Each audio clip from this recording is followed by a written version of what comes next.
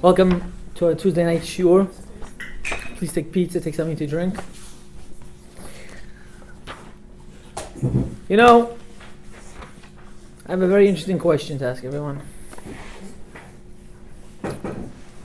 The Torah, first of all, how was Thanksgiving, everybody? It's good? Very good. I had a very late Thanksgiving, unfortunately. I started my Thanksgiving meal the next day, really. Black Friday day. Yeah, we're taking Thanksgiving late by us.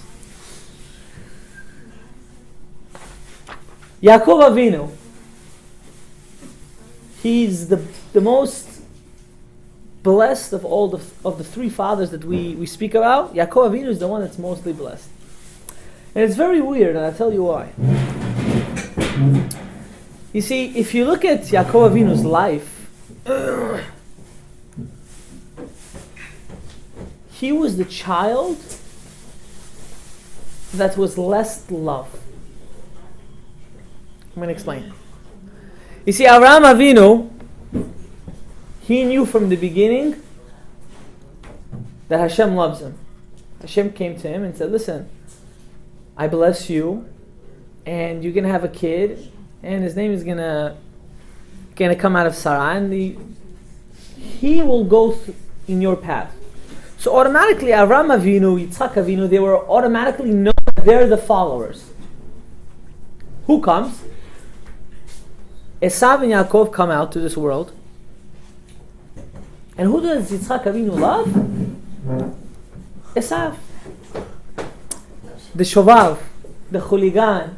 Everyone loves who? The troublemaker kid. It's a fact. Everyone loves who? Not when you have kids, but every kid that's loved, boy or girl, it's the one's the most. Who's the cutest one when they're little kids? The one that answers back, the one that fights. Yeah, this is my son. Oh, mujik, good. Yaakov Avinu, on the other hand, was a quiet dude. He did his thing, and no one ever gave him any attention. Not only that, we're going to see this week that Yaakov Avinu learned a very interesting trait. Yaakov Avinu's success, if you look at Yaakov Avinu, his success, unfortunately I'm saying it, but I'm going to prove it to you today, was by cheating other people. How? When Esav came to him and said, listen, I'm hungry, give me something to eat, what did Yaakov Avinu say? Sell me the Bechorah. Sell it to me. Esav, did he have a choice? In reality, he didn't. He said, okay, I give it to you. Just give me the food. How else did he cheat? What was the biggest thing that he did that he cheated the Jewish people? Not the Jewish people, he cheated his way up to the highest rank. When Yitzchak Avinu told Esav, listen, make me a nice meal. Rashi says it was Pesach. Make me a nice meal and I want to eat, I want to bless you. Shh. What did Yaakov Avinu do? He cheated again. He was a schemer. Now you know why so many Jews are schemers. Yaakov Avinu was the first schemer. And what did he do? He got the Bechorah. But now, this is the big problem about schemers. Schemers hate to be schemed back. You ever get these phone calls from, the schemers? Yeah. And suddenly you play along. You play. Suddenly he gets to the credit card number and you give him a nice, I don't want to say, but you curse him out very nice. Automatically he starts to speak a different language. He starts cursing back at you. And then you click the phone. You know, this week's Parashat, Yaakov Avinu got schemed. The way Lavan played him so well, forget about it. You're getting married, it's the night of your wedding, you're excited. You worked 7 years for this girl. 7 years. Before I got married, I knew my wife for 7 years. I always told my wife, I'm like Yaakov and your father's like Lavan. I'm just joking, he's not Lavan, but that's what I used to say. I used to say, I worked for you for 7 years. You know, getting married the night of your wedding, you're getting excited. Suddenly, what happens? You wake up the next night, and it's not your wife. What kind of, how are you going to bug out? You're going to freak out. You're not going to say, wow, I got another one, I got another girl. Yaakov was in his 70s, my friend. He wanted to get married. He said, what did you do to me? What was the word he used?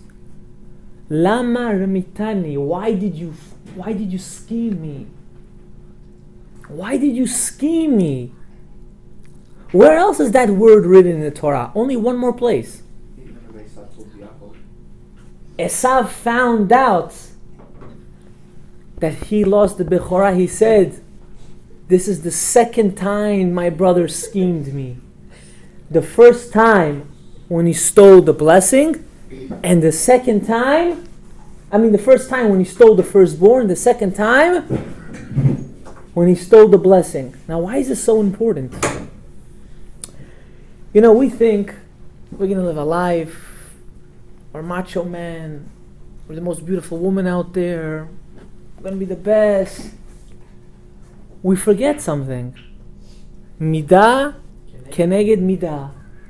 Measure for measure, Habibi. Whatever you do, remember, it's going to come back to you. Yaakov Avinu never ever thought that he was going to get schemed. Never!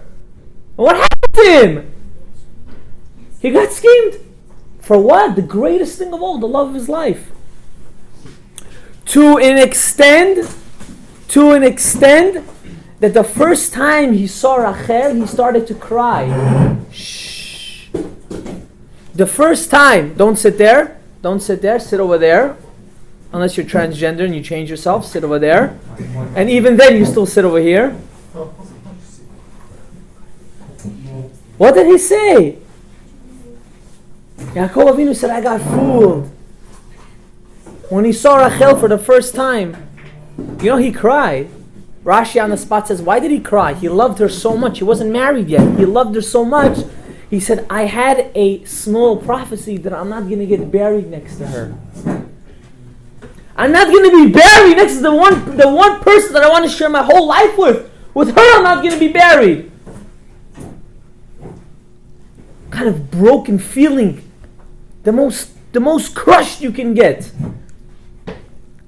There's only another married man here, and he knows how precious it is that one person is. And that's his wife. Not his kids. His kids he's going to love. His parents he's going to love.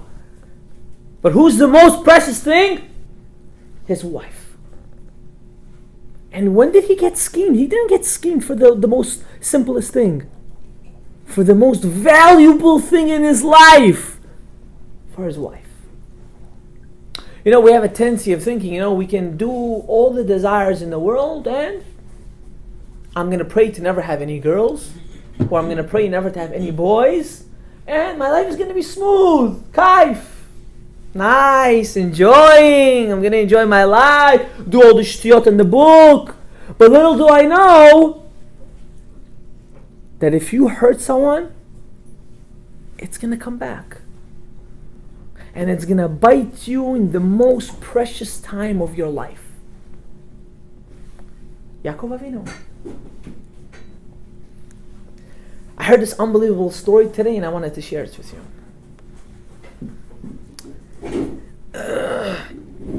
Unfortunately, we live in a society where we don't appreciate what we have. Even worse, we don't have hakarat hatov. What is hakarat hatov? Appreciation. Unfortunately, we don't have any appreciation.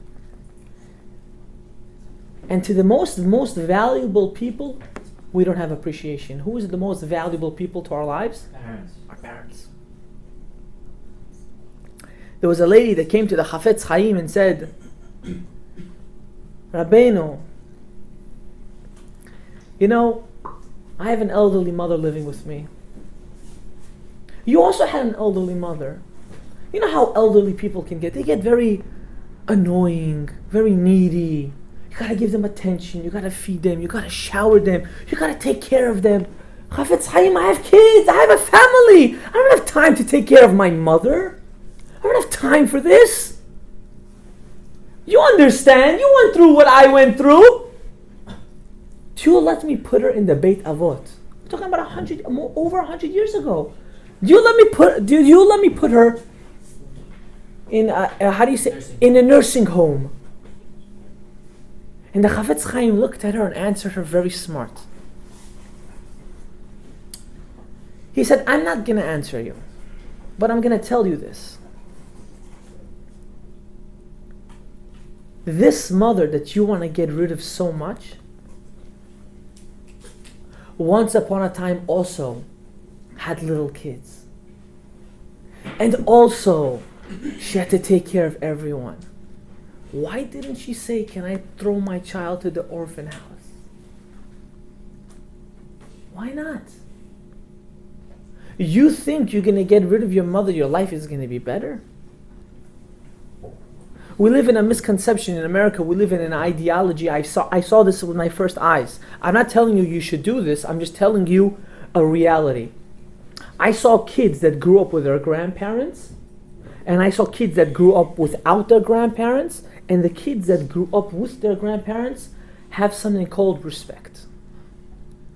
They know what it is to respect the elders. Chafetz Chaim said, you one day are going to be an old grandma. You're going to be 80 years old. Who do you want to clean after you? The black lady or your kids? Some say the black lady. Okay.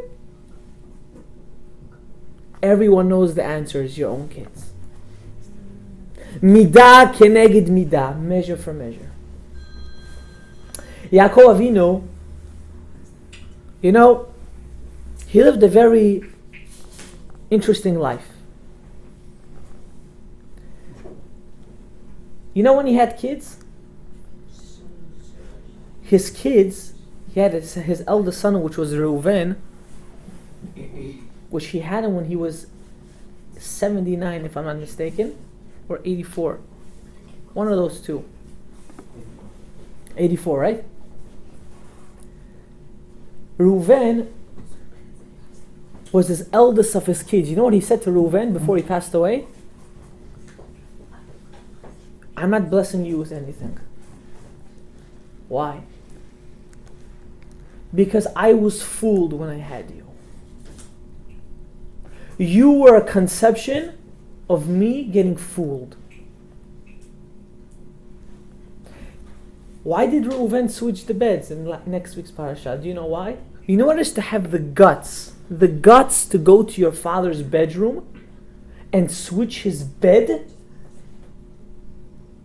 That's because you were created with not a purity. That's called midah keneged midah. Yaakov Avinu could have went to his father Yitzchak and say, listen, your son is a Rasha Merusha. He's a wicked kid. Don't give him the blessing. Give it to me. But he didn't. He said, no, I'm going to sneak it away. I'm going to tell you another story that I heard today.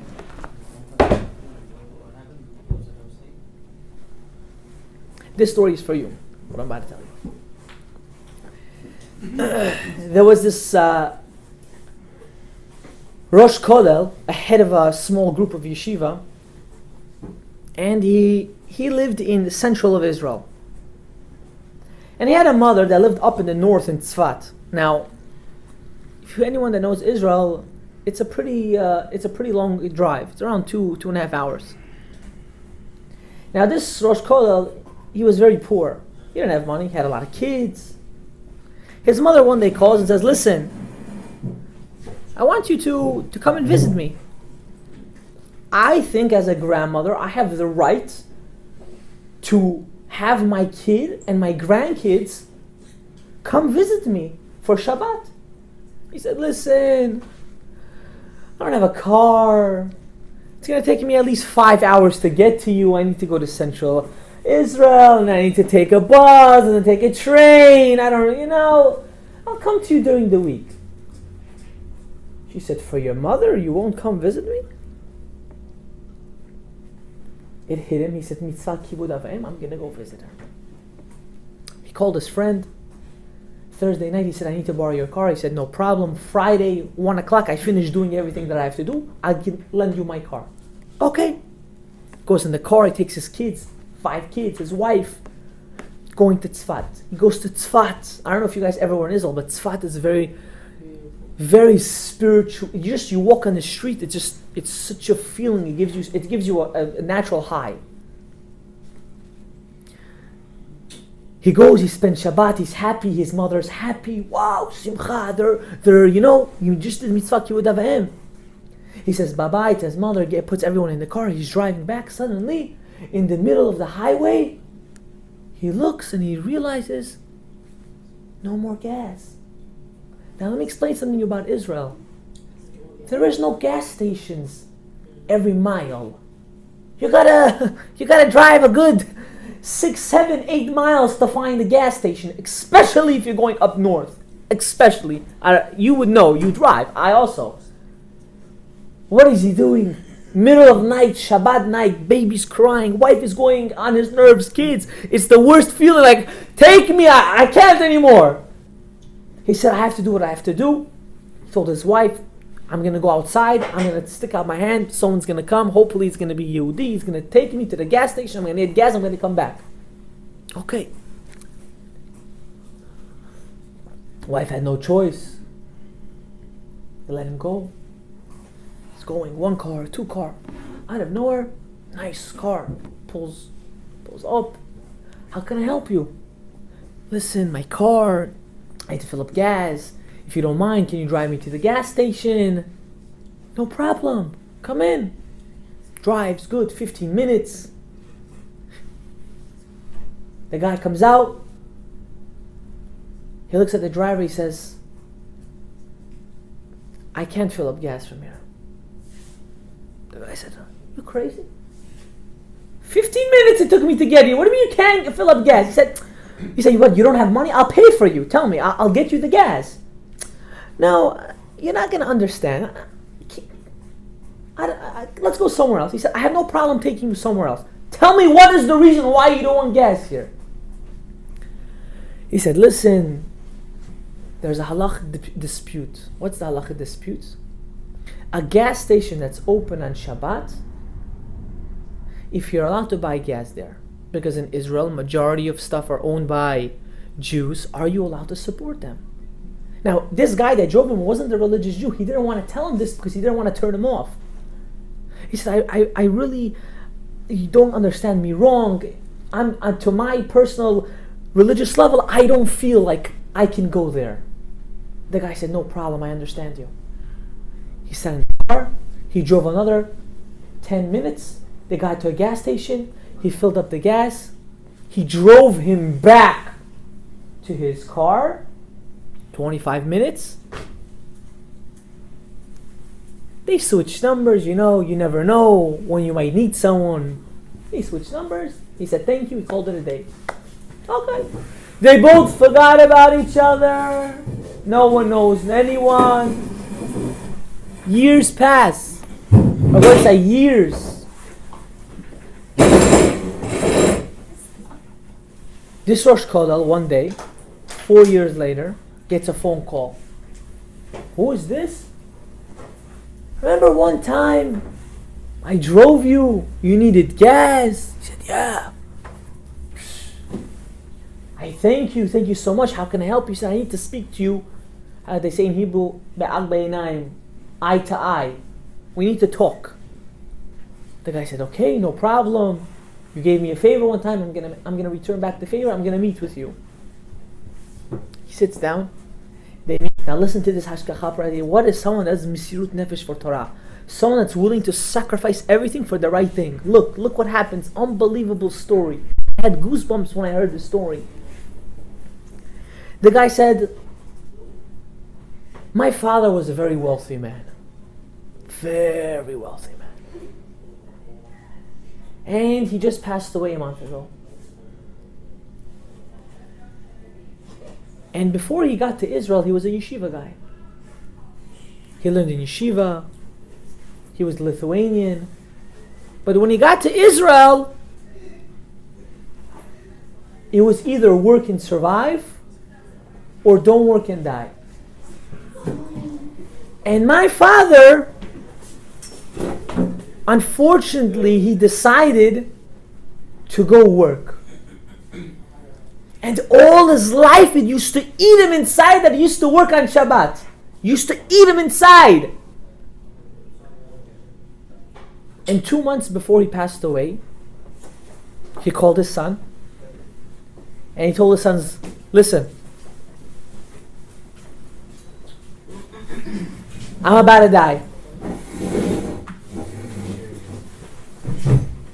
This way, guys. This way, guys. Move down. Chevre, move down. I'm about to die. David, listen.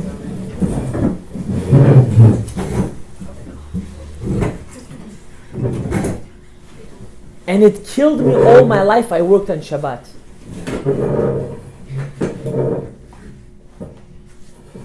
I want that since the second I stepped into Israel until today, I calculated how much money I made. I want you to take 10% of what I have and to give it to someone that's Yirei Shamayim, someone that has fear of Hashem. And not only that, all the businesses that I have that I'm inheriting to you, from now on, 10% you have to give to tzedakah. But give it to someone that has fear of Hashem. And 2 months later, he passed away. He said, my father died, so I went to shul. And I'm looking around, I'm trying to find this Yirei Shamayim guy. Who is this guy that I can give all this money to? And I see this one on his phone all day on shul. This one cursing, this one eating, this one answering back to the rabbi. I said, it's really that hard to find someone that is Yirei Shamayim. And who did I remember? I remembered you. How you were willing to sacrifice another 10 minutes on the road to buy gasoline for your car, and your kids are suffering. You are willing to do Misirut Nefesh. I'm giving the money to you. This guy had a yeshiva. He didn't know how he's going to make payments to the guys. Since he was willing to do Misirut Nefesh, he was willing to help for himself. For who? For his family. I keep Torah a certain way. Hashem said, I'm going to repay you. You do good for me. You go out of your way for me. I'm going to go out of my way for you. The next time you say, listen, all the guys are going out. All the girls are going to chill. What about me? I can be the black sheep. You know, everyone's working on Shabbat. It's a new thing. All the guys suddenly became barbers. I don't understand this kind of. It's a trend. It's like called the barber trend. I don't understand what's their issue. And I'm not nothing against barbers. I'm not violating you, but I'm telling you a reality. A reality is as follows: that you're much better than that. You have a potential to be the greatest thing in the earth, even as a barber. There's a tzaddik over here in this room. A couple months ago, came to me, said, Rabbi, I have an issue. I work on Shabbat. But I want to stop working on Shabbat. I don't know how. Just close the door. I don't know how to stop working on Shabbat. There's a nice Bukharian saying, work, make money, you get married. After you get married, retire from working on Shabbat. But until you get married, you have to make money to buy a house, to pay your wedding. You have to make money. You have to work like Ishak until you're about to die. And then you go on your vacations. And this guy's telling this to me. He's saying, Rabbi, I don't know what to do.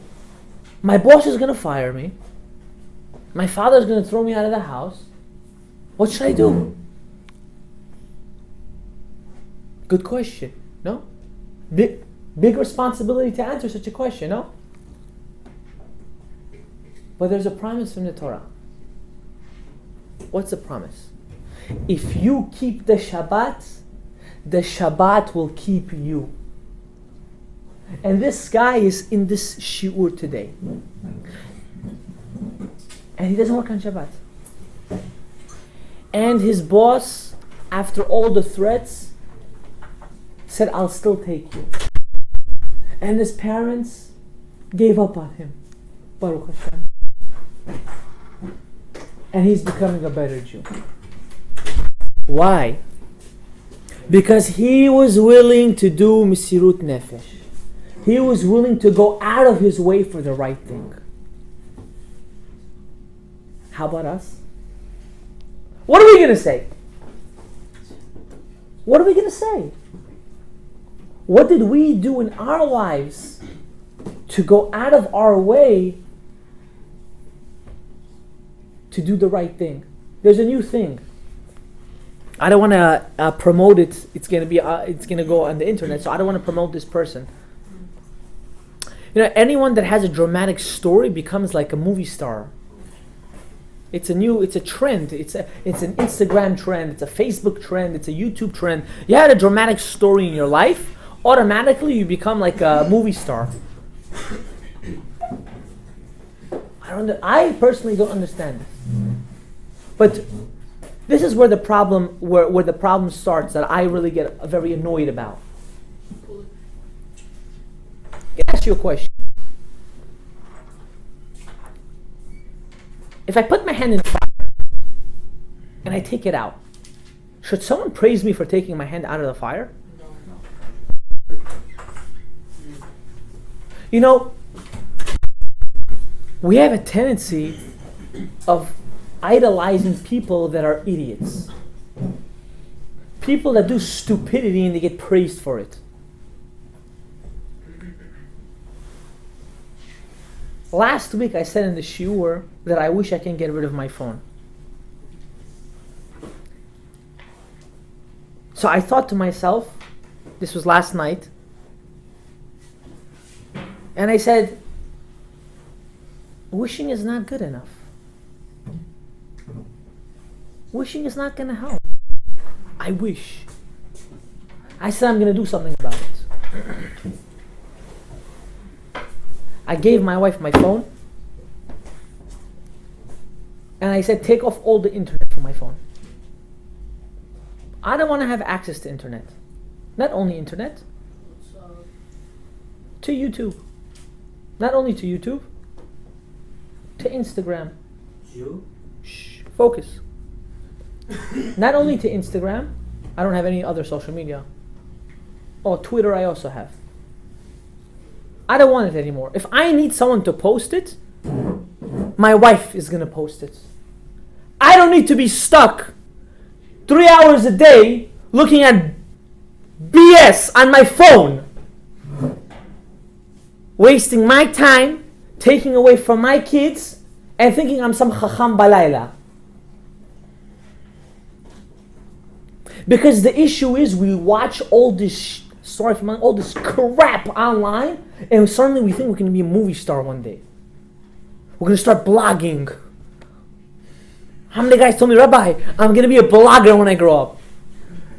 I said, you're a dal bayov, that's what you are. You're going to be a blogger. Waste your time for shtuyot. Nonsense. And what do they get praised for? Who do we idolize? We idolize stupid people. Which these people are not sanua. These people do zinut. These people are ganavim. For what? Remember this cloud. I spoke to my Rebbe about this. I'm going to tell you this personally. Everyone has his ups and his downs. This week I was having a downer. I don't have a downer in a long time. This week I felt very down. Spiritually, I felt I'm doing something's not right. In my life, I'm not doing something right. And I went to consult with one of my rebbeim.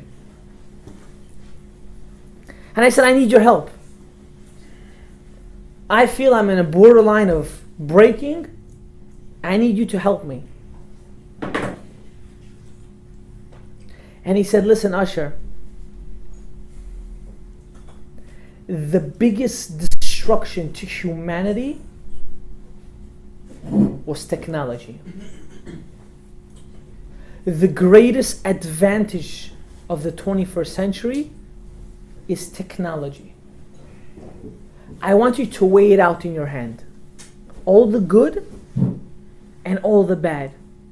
Which one do you prefer? Like every normal human being, I said, how about the middle, Rabbi? I'll take the middle. I'll take the good of the good and the good of the bad. And he answered me this. And with this I said, that's it, I give up. If tomorrow your son is going to walk into the house, he told this to me. What I always tell to you, he told me. He said, if your son tomorrow is going to walk into the house, and he's going to say, Abba, etana paka. I'm going to have a Jewish wife. But just right now I'm gonna enjoy. One time, two time, no one's going to know about it. Are you willing to take that risk? I said, hell no, take my phone right now. And take this garbage now, I don't want it. He said, you're a smart guy. You did the right choice. Now I'm not telling you to throw away your social media. I'm not a caveman. I know it's hard. But I also know something. Tomorrow you're going to have kids. And your kids are going to say, Abba, spend time with me. Abba, spend time with me. And you say, 1 minute, wait. Trump is building a wall right now. 1 minute. 1 minute, oh, that crazy guy that colors his hair, I don't know what's his name, don't say it, I don't want to hear it. Oh, he made a new song today. He got new weed. He's cracked out of his brain right now. He wrote a nice song. 1 minute. This billionaire is telling me how he became a billionaire. He became a billionaire because he's fools like you watching him. That's how he became a billionaire. 1 minute. Wait. 1 minute my wife, 1 minute my kids, 1 minute my parents. And then what's left? So what's more worth it? You yourself, which you want to build your own reality, your own future, or you want to live someone else's reality? We're too busy living someone else's reality. We're forgetting about our own reality. Our own reality is that you are you, and only you can do what you do. You can't do what I do. You can't do what your brother does. You do only what you can do. The Pirkei Avot says, with this, how long is it recording for already? Okay, so I'll go a little bit longer. The Pirkei Avot says as follows. Lo alecha melacha ligmor. It's not for you to finish the job. You're not here in this world to finish your job. You're here in this world to start it. To start, do something. Rabbi, I'm 22 years old, I don't have a job. Oh yeah, for 1 month I'm waiting to do cash advance. Another month I'm waiting to become a barber. Another half a year waiting to do real estate. Another half a year I'm waiting to be this. That doesn't help me. What are you actually doing? That's nothing. You're not doing anything. You're sitting on the couch at home and living like a chazar, like a pig. That's the problem. Where's our action? And that's what Yaakov Avinu realized this week. Shh. Yaakov Avinu said like this. No problem, Lavan, you fooled me. No doubt. You gave me Leah. No problem. But I'm not stopping here. I'm going to make sure I'm going to marry Rachel too. Not only am I going to take one of your daughters, I want to take all four of them. That's why I said four. And Yaakov Avinu married four sisters. And he left Lavan with nothing. That's the Musar Heskel we have to have right now. We did what we did. I myself included. We did it. Okay. I'm supposed to cry now, and now 30 years, because what I did for 30 years, I have to cry 30 years for what I did 30 years, I'm going to be 60. And then I'm going to wake up when I'm 60 years old? Is that what I have to do? It's done. Whatever is burnt got burnt. Start the repair right now. The repair has to be done now. I'm going to tell you another story, and with this I'm going to finish. There was a man, he's a rabbi actually, he's a very big speaker, I forgot his name at the moment. He had a he had a seminar to give in America. And his flight was around 30 hours. In 30 hours he had a flight getting ready to come to America. Big thing, Israelis, when they come to America, they love it. They think like the buildings grew on their own, and there's money growing on trees, and wine's coming from the river. You know, it's a reality. They think it's a wow. And he's walking, and he sees an old lady, miskina, looking down. As a nice human being, he goes up, he said, "What's the problem? What happened?" She said, "Listen, Rabbi, I lost my wallet. I need my wallet." He said, "Okay. Where did you go?" He said, "I went to some stores over here. I don't know."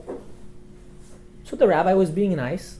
He went to every store to find out where's her wallet. He reached a certain store and it was closed.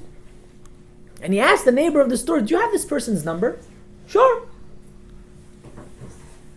Takes the phone, he calls the guy, he says, "Sorry to bother you, so-and-so's calling. Did you lose a wallet?" "Yeah, I lost a wallet. It's in the closet in my store." He said, "Can you come and open your store?" He said, "No! That's an open store. I already closed for tomorrow." So, "As of tomorrow, old lady needs her wallet." He said, "Rabbi, like all Jews, if you care so much, you come pick up the keys, open the store and close it and bring back my keys. You call yourself a rabbi." "Okay, no problem." He found out where the guy lived. It was an hour away. I don't know why all my stories today, Israelis don't drive. Whatever the case is, at least the religious ones. He had to go find the taxi, got to the taxi, got to the thing, he got the wallet, this, that, he gave it to her. He was late, he had to prepare his bag. He was rushing. Okay, he got the wallet, he felt happy, he did a mitzvah of 2 mitzvot, chesed and shabbat avedah. He was so happy. Returning the lost objects, shabbat avedah. Now, he has to go to the airport. He's taking the bus. And he was so hungry, he said, "Before I get to the airplane, I'm going to buy myself some chips or something this I can snack on." He buys the chips. Now in Israel it's very hot. He takes off his jacket, his hat, he puts it on the top of the coach bus.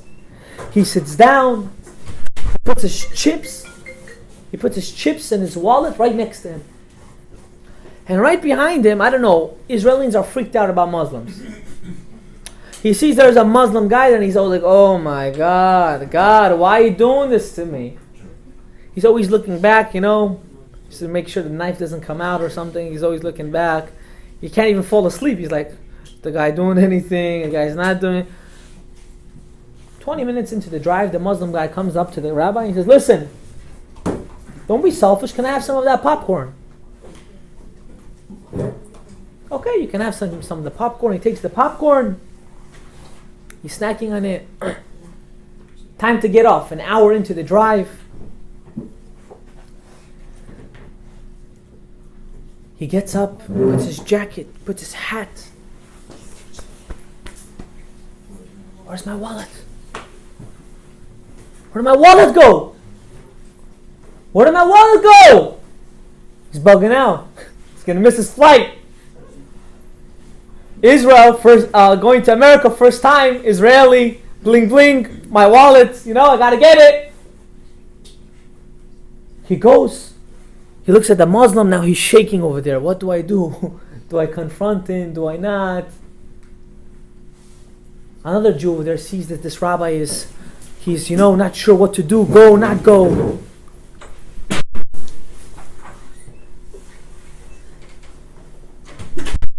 The other Jew goes, says, what happened? He said, I lost my wallet. He said, you lost your wallet? He said, I got you. Big Moroccan guy, almost like Ben Amu, stands up, looks at the Muslim. He said, get up. He said, who are you? He said, get up. No. He said, no doubt. Got a gun from back of his pocket. He said, get up. The Muslim guy got scared. He got up. Soldat Bori. Oh, yes. Now they have a different kind of Hebrew, so you can tell who's Muslim or not. He gets up. He sees the wallet. It was under his lap where he was sitting. He said, what's that wallet doing there? He said, I don't know. Yeah, it got lost there, I guess. He said, a bullet is about to get lost too. Where did you get the wallet from? He said, it's the rabbi. The rabbi took the wallet. Now he didn't know what to do. The Israeli guy said, don't worry, I'll take care of it. You have a good day. And the guy is leaving, he's thinking, he said, wow. Midah keneged midah. I wasted yesterday hours to get this old lady's wallet. Little did I know I was going to lose my own wallet. Hashem made it that this guy should be there and get my wallet from me. Now that is midah keneged midah. I want to finish with something very small. The Ari says we have all the books on top. Thank you for the person that sponsored it. Now these books are the teachings of Eliyahu Navi himself. And he writes, for every sin that you think you did, that you think you have no hope for, you can fix it. The worst sin in the world that you think you did can be fixed. On one condition. That you're going to be sincere about it. You have to be sincere about it. 2 years ago, I did Tikkun Goya. I never slept with a Goya in my life. But I said, I don't know who I was the last reincarnation. Maybe I was some bad guy. I took it upon myself to fast, to read the Tehillim, and to do certain different processes, because maybe I did this sin once upon a time that I don't know about. All of us have that responsibility. Have a good night. If anyone has any questions, you can ask now. Go. The whole thing about something you've done in another lifetime. Sure. That just kind of got me off guard for a second, because somebody that's starting to become more religious now, for them, well, I guess it's like after a certain time, then you start thinking about what you've done in another lifetime. Like, why you have to worry about what you did. Okay, I'm going to answer your question. Is there a certain food that you don't like? Just asking. It's okay if you don't have any. Beets. Do you know why you don't like beets? No. You don't know why. You just don't like it. Do you know why you have certain scars on you?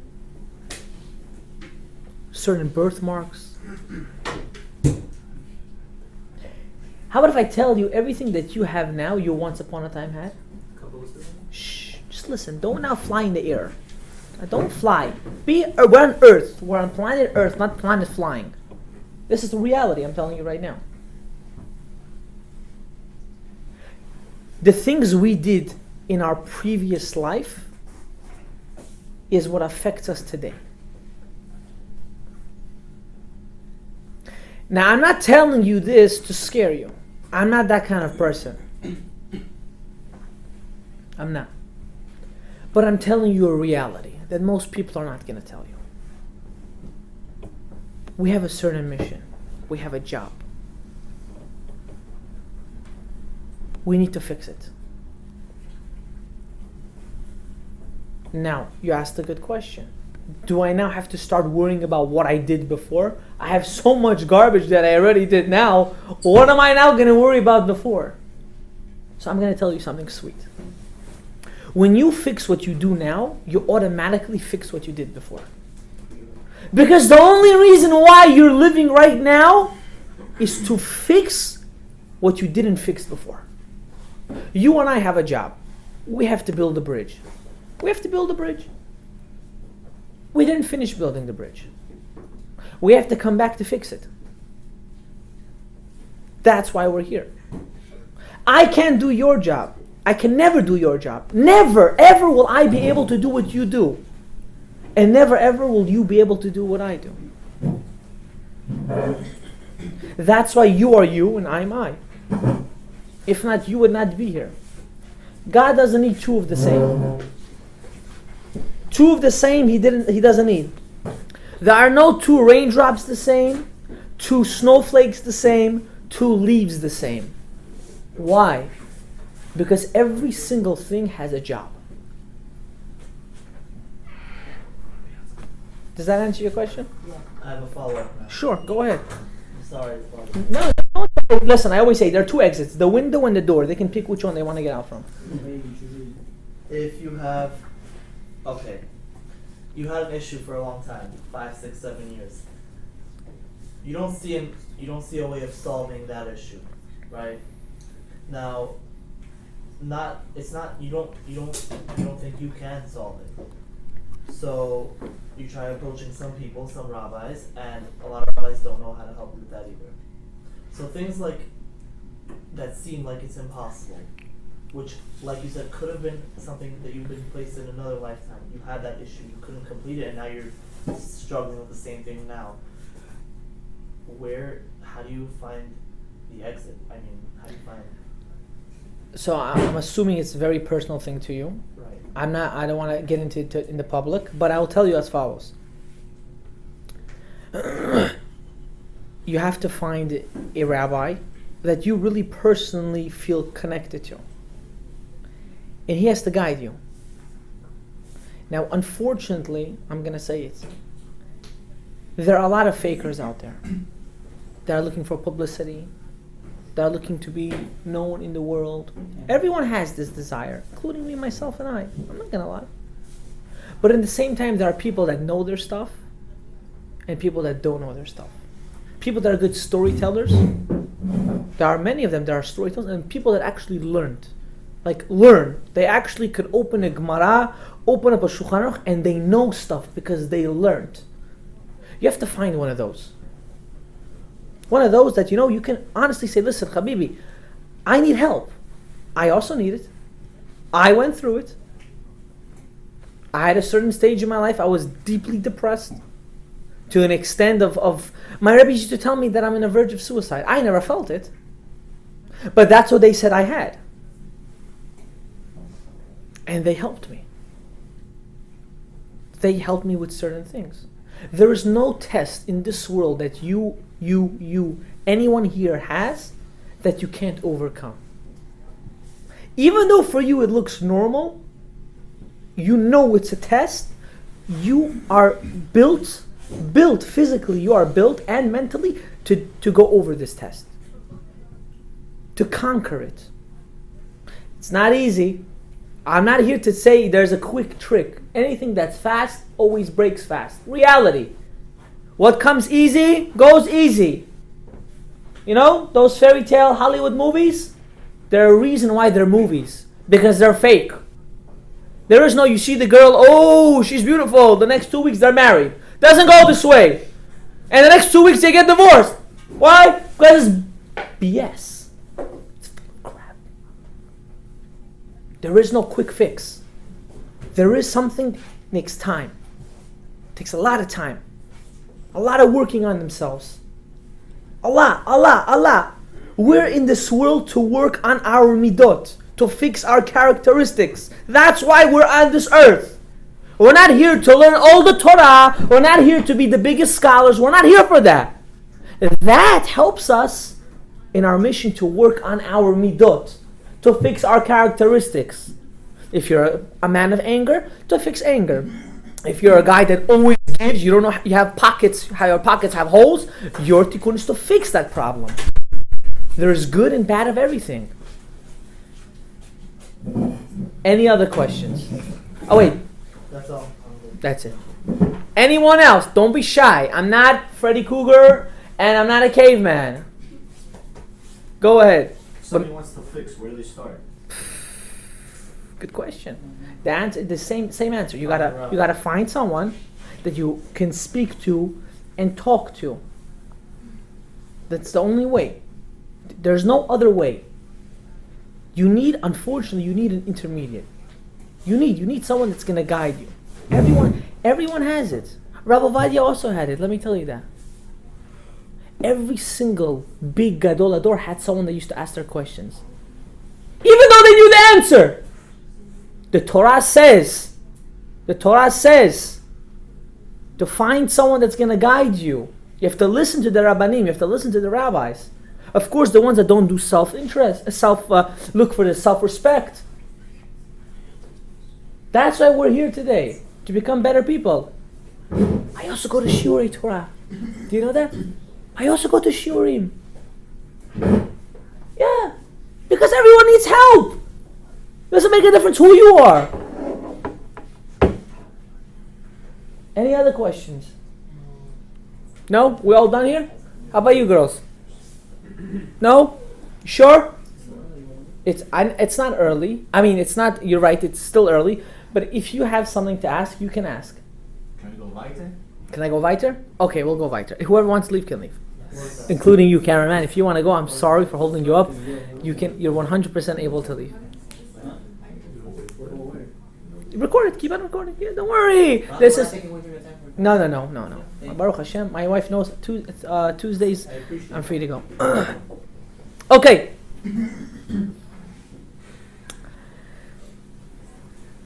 Yaakov Avinu sees Rachel. What does the pasuk say on the spot? What happens? He kisses her.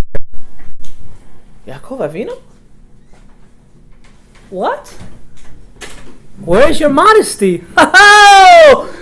Rabbi, I can kiss girls. I don't need to be prude when I get married. Why? Yaakov Avinu kissed. He kissed her before he got married, Rabbi. Yeah, that's what happened. The Torah says it. The Torah says he kissed Rachel Imenu before he got married. Shh. He told me to continue. Let me speak. But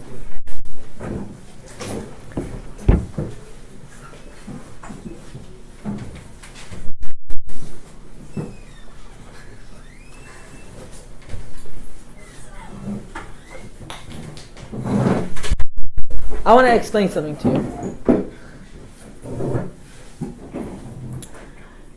You think Yaakov Avinu was an idiot? Think he had nothing better to do in his life? To an extent, you should know something. The goyim that saw him kiss her wanted to kill him. Did you know that? The people around. Oh, you have a question? Being kissed on the lips, you kiss on the shoulder. It doesn't make a difference. The Rambam says, if you see your sister in the shuk, you shouldn't say hi to her. Oh, primitive! The Rambam says it. In the marketplace. Because God forbid someone's going to think That's your girl, guys. they're doing shtiyot. Your mother, you're allowed. You see, even we don't hold like this. This is not. It's not.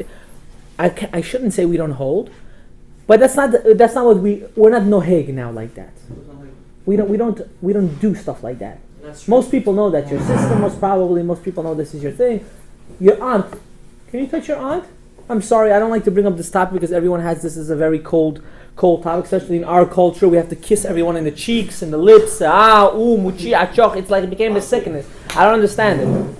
I have the same problem. I go to a party, sometimes my aunts want to jump on me. Like, yo, what's wrong with you? Like, I have a beard. Don't touch me. One time I told my aunt I didn't wash my beard for 2 weeks. She's like, it's okay, I love you. I'm like, get away from me, you know? It's like, get away from me. Till today, They still come. I run away. but they give it to you. No, I run away. I learned how to run away. I learned the trick. Hi, how are you? And then they go to my wife. He's antisocial. Da da da da da da. And then my mom always says, if she's with my wife, Anna Rivnuit, she's very jealous. You know, even to her aunt, she doesn't let no one kiss her husband. It's not a joke, but it's whatever the case is. But it became everyone goes through these Bukharian things people don't understand. The problem is, unfortunately, I'm gonna say it's a problem. Our youth grow up with Ashkenazim. They grow up with Syrians. I'm not saying anything wrong with them. They don't understand our issue. They don't understand our stupid mentality that we have because they were never there. Then you get some young Bukhari guy that's speaking about it, and everyone goes against him. Hello? 99.9% of the community goes through this issue. They go through it. To a point that these shepherds wanted to kill Yaakov Avinu. Touching a girl? Who gave you the permission? Who allowed you? Okay? There are answers to it. Many answers. She was young, on the shoulder. He was getting engaged to her, some say. There's many, you can bring Shetlach from today till tomorrow. He kissed her. That's it.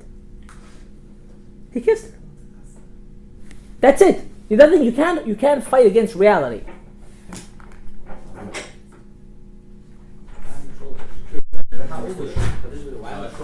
5 years old.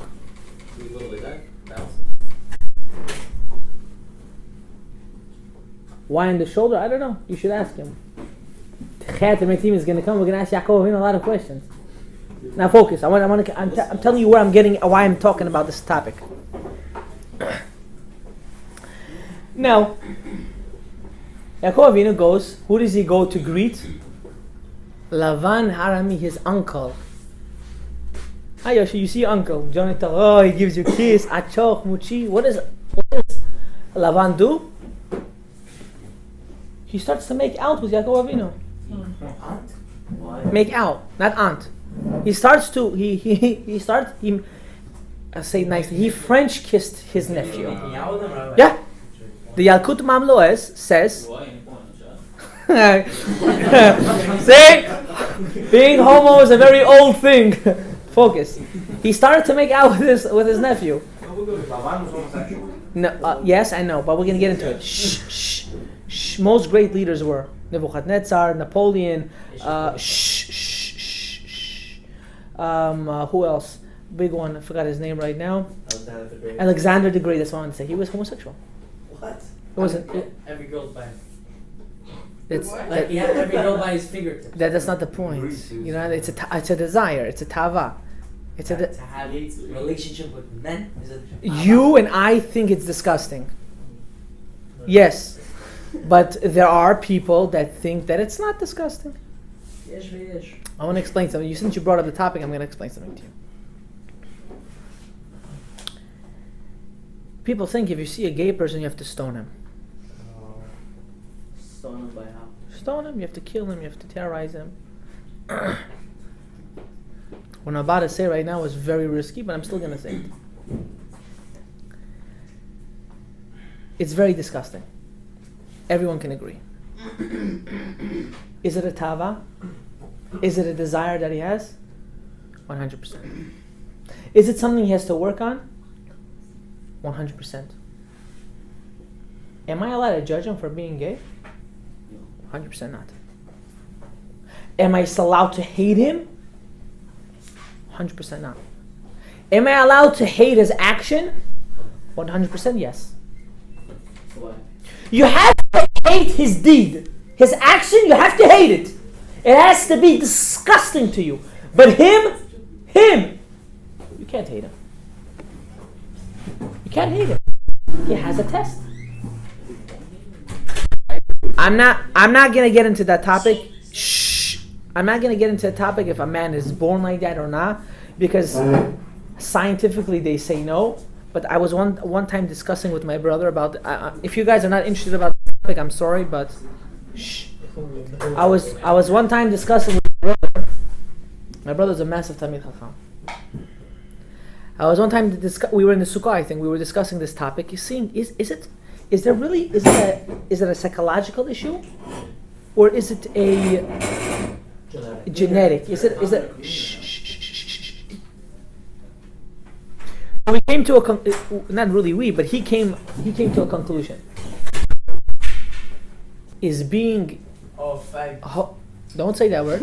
Is being a homosexual a thing that you grow into, or a thing that you were born with? And the answer is they're both correct. They're both correct. But how about someone that actually came, listen, since day one I like men. You and I don't understand this. Don't make faces. It's a very big issue. And my brother told me something unbelievably smart. You have something to say? Yeah. Okay, go.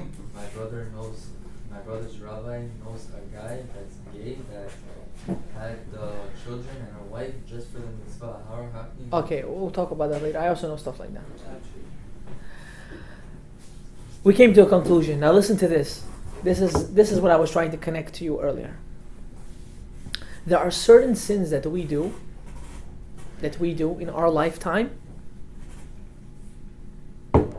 The only way to fix those sins is by being born gay and to fight now against it. I'm sorry, what? I'm gonna repeat. The only way to fight the sin is to be born gay and to fight. This is our conclusion. It's not sourced anywhere. Not a chidush, but it's something that we came up with this thought. We're allowed. We're entitled to to bring this up. Mm-hmm. We're not any different than sins that we do in our lifetime, or our previous lifetime, affect the reality of our today. Our yesterday's action affect our today's decision. Let's take it to a deeper now, very deep. Our last reincarnation action sometimes define and unfortunately give us tests for our today, for our now living. So a guy says, listen, I was gay. Or I am. Know that last reincarnation he had to do something bad in order for him to have that desire now. Maharaj, to this, what I'm about to tell you is about to freak you out. I learned psychology, and I took it to another extent. I went to private classes to learn about this specific issue. Teens at risk, Ashkenaz world, Sephardi world, how are they different? And we came to, there's one conclusion. A child that gets introduced to immodest things in an extremely young age, but not through watching, through actual physical things, that means before he reaches his teen years, he will get affected with this issue. Modest in what sense? If a kid gets molested in a very young age, he's more likely to become a homosexual. Why? Because he was introduced to it in that fashion. I'm sorry for telling you this, but this is a reality. This is science talking. This is not already. I took all the spiritual, I threw it out for a second. It also goes likewise for women. Likewise for women. It's not any different. So you can ask me, how can I defeat this issue? It's a very big issue. The only way to defeat it is by every day fighting it. The test is an everlasting test. I have a personal friend that confronted me and told me, Usher, I have a desire for men. And I got freaked out. I know this guy. I grew up with him. He has kids. He has a wife. He told me, Usher, I have this issue.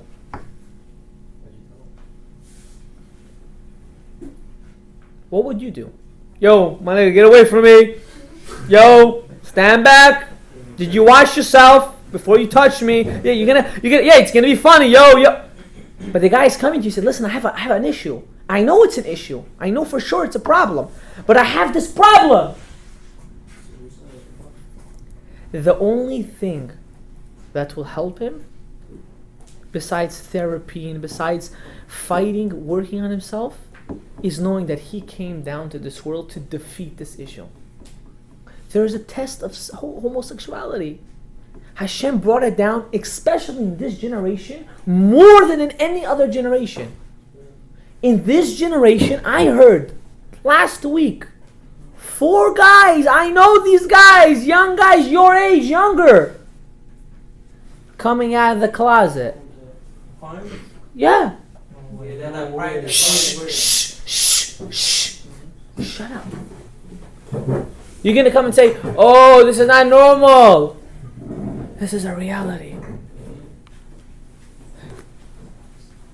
Dor HaMabul, the generation of the flood,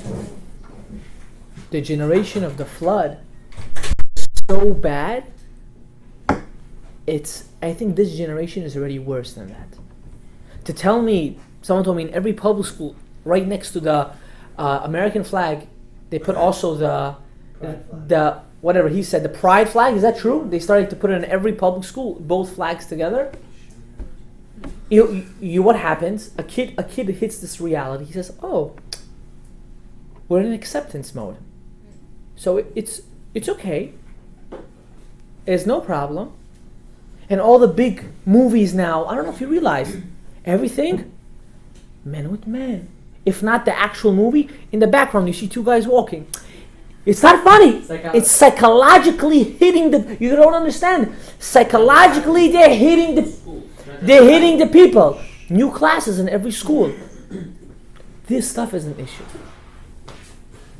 and this is something we have to defeat. These people need help. Not help because. You see, there's a gender or something class in public school. Transgender battle. Gender neutrality. Now I want to tell you. A man that messes around with a goya comes back as a dog. I don't want to say this. I'm saying it because it's written in the books. A man that messes around with a goya comes back as a dog, as a kshuk, kelev. Why as a dog? One day on Shabbat, when there's no camera, I'll open up the Shar Gilgulim, and we'll actually learn it. We'll learn it. I'll bring Rav Yehuda Patai's book. We'll learn it. Well, what kind of mess around? Like this kind of mess around, or that kind of mess around? Both. Alright, this mess around, you'll be a plant, and you'll just get chopped off. Shh. There's a bunch of different things. You mess around with a goya. Remember, you're coming back as a dog, kelev, off.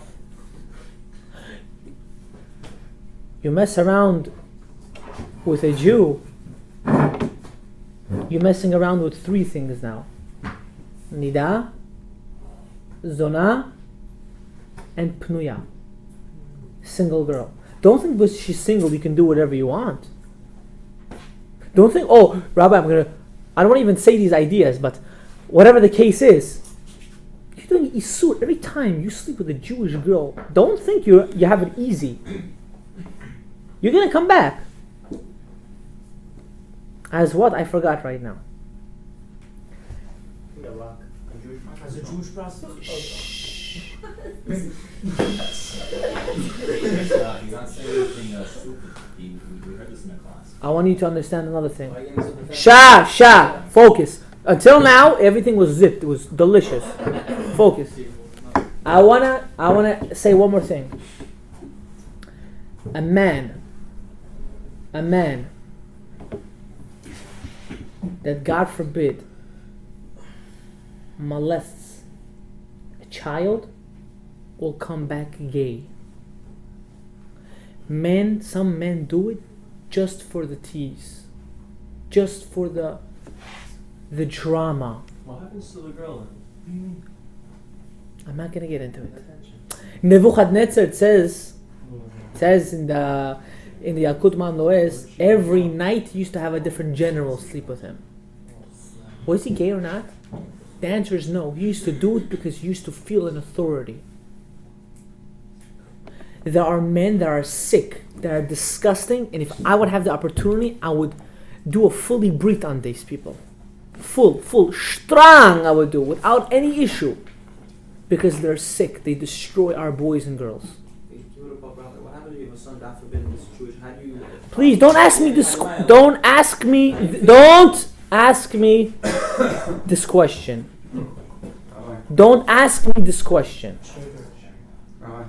With work, the person fully eradicated. Okay. So the answer, Because it's an attraction, I guess. It's hard. How do you suppress? Like me myself suppress. okay, so I'll tell you. I can tell you how to avoid this issue to as much as possible. Whatever you bring into your house, whatever you bring into your house becomes an acceptance. I want you to know this forever. If you talk to your wife, auntie, I don't want to say, but you, takaya, pupa, papa, all this stuff. No, tomorrow your son is going to think that's an acceptance. If you bring in all this crap into your own personal surrounding, your circle, no, your kids will be affected. If tomorrow you come home with a nice mohawk, with a nice, Rabbi, I want to get a tattoo. Rabbi, it's going to look beautiful. Nice over here, wings over here coming out. Nice. How one time, I want to have a snake, the head of the snake over here, the tail over here, like it's going to be like 3D. Like you can show like a rattlesnake. Tomorrow your son's going to come, he'll say, yo, Pops, you got a snake? Oh, I was Choser b'tshuvah, I repent. Repent? Me too. I'll repent in your age. Wow. You bringing in acceptance.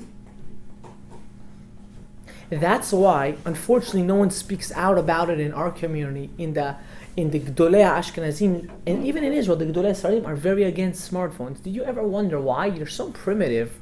You're so stupid, you rabbis. No. They're saving your kids. They're saving our kids are going to get saved. You want your kid to come out a crackhead? Seriously, I want to know. No. Imagine your kid coming, he's saying, listen, Pop, let's smoke together. Listen, I got a nice joint. I know you did it before. I'm not saying you, I'm saying, yeah, listen, I know you did it before. Father and son time, just me and you. We'll have a nice whiskey, ice. We'll sip on it and we'll... Big puffs that it goes down, like one of those.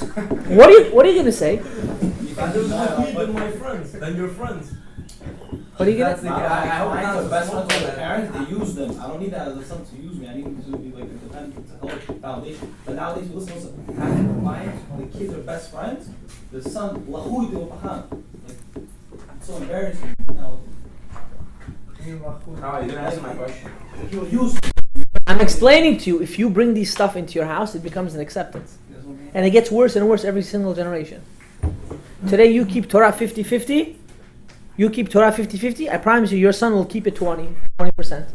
And his son won't keep it at all. And you right now, if you're not going to say, no, I'm keeping it 100%. I'm keeping it 100%. Your kids will keep it 100%. Who's to say if I keep the 50-50, they'll keep it 50? Because 100, they won't keep the 50. Automatically, when you make one acceptance, they'll make two acceptance.